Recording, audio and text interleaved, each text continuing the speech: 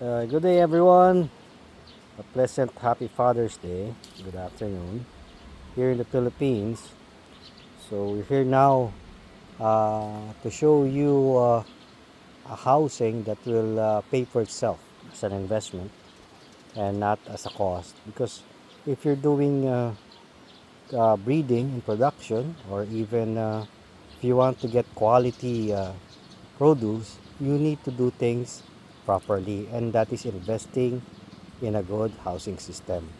Not necessarily an expensive one, but enough to hold, for example, 300 to 400 heads for grow out. First thing we discuss is the pathway. The pathway has to be filled with the gravel, because the gravel will reduce the chance of contamination on your footwear.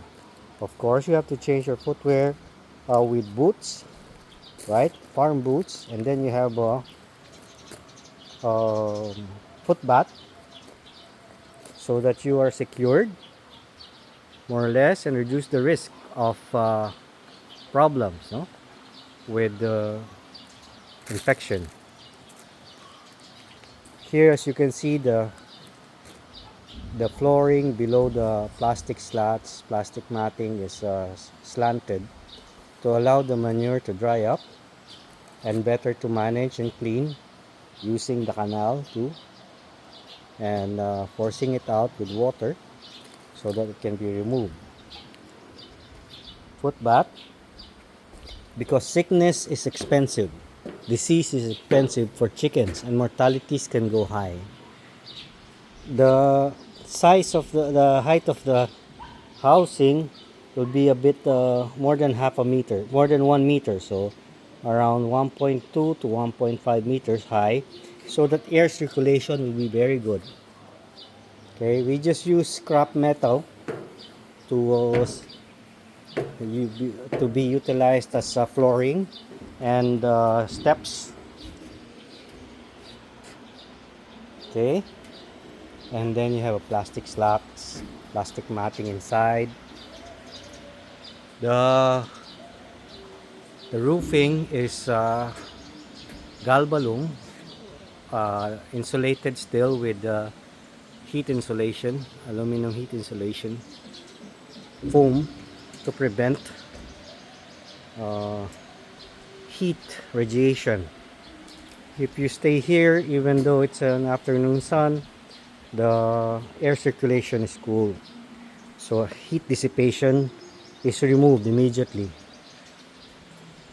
as well as the monitor type roofing, which allows the hot air to go out immediately. There. So this housing can place around 300 to 400 heads, depending on the age, and it's about 6 by 11, 6 by 11, and that will be very comfortable for about 300 breeders, full grown. Okay,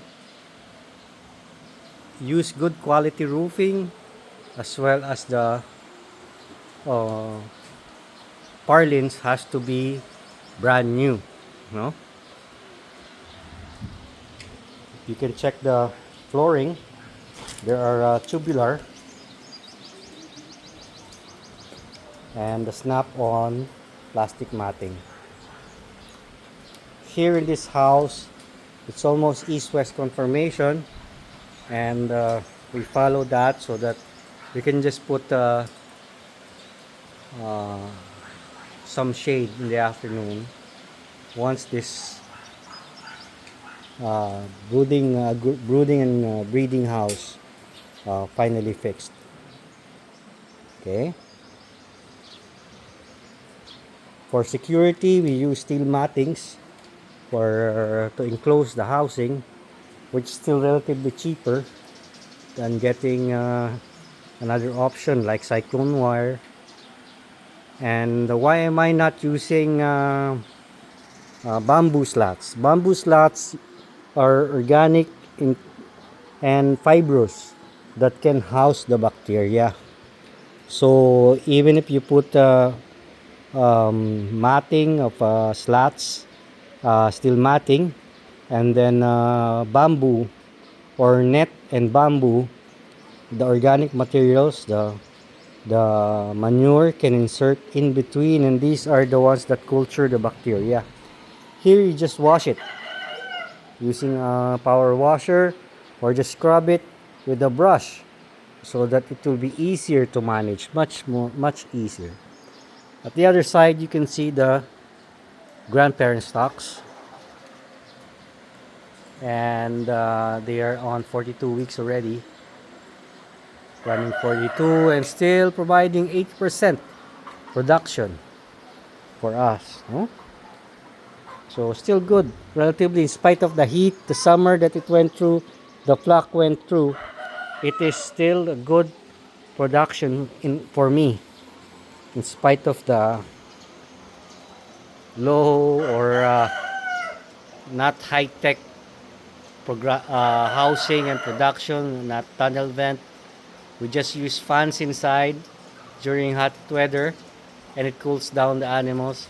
The advantage of having a high roofing with insulation is that in the afternoon, once it becomes cool during sundown, the the animals cools down easily or faster rather than having them in a congested area.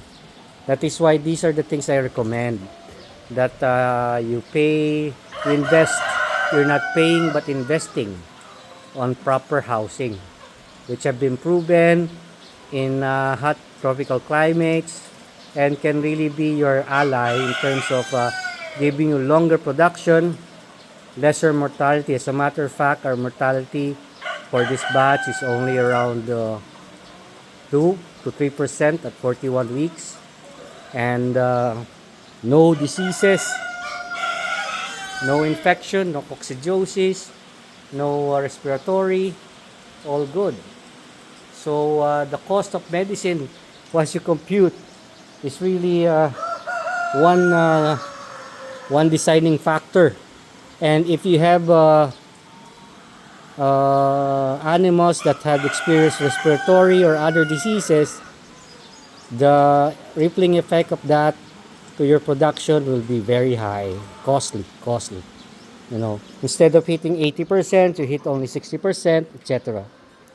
In terms of feeding, due to the nutritional problems in my country and hot weather, lesser feed intake due to the heat, we recommend that you provide full feeding throughout the breeding period. That is, you just provide them as you go. It's like ad libitum, but you stop at around 5 to 6 p.m. You don't have to add more feeds.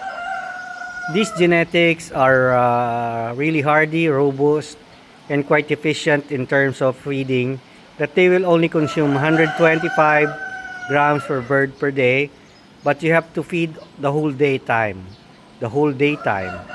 so that they will not sacrifice their fleshing, their structure in providing eggs and preventing them from stopping egg production. So there you have it, some tips and some ideas that you can use here in dominant Asia.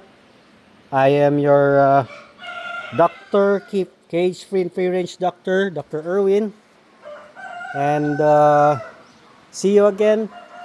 Cage-free and free-range tayo sa community natin sa mga provinces, so we can value add our products, our eggs and meat.